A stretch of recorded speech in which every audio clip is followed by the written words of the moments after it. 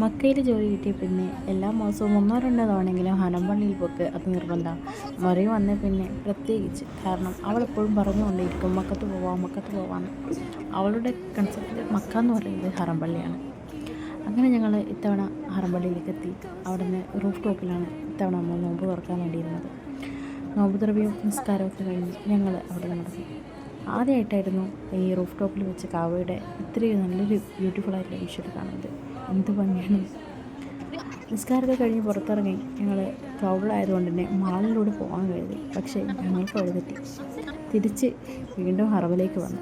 ആ സമയത്താണ് ഇത്രയും ബ്യൂട്ടിഫുള്ളായിട്ടുള്ള ഹറമിൻ്റെ മറ്റൊരു വിഷ്വൽ ഞങ്ങൾ കാണുന്നത്. ഇതുവരെ ഇത്തരത്തിലൊരു വിഷ്വൽ ഞാൻ കണ്ടിട്ടില്ല. ആ തറാവി നിസ്കാരത്തിൻ്റെ പ്രിപ്പറേഷനിലാണ് എല്ലാവരും. എന്ത് ഭംഗിയാണ്!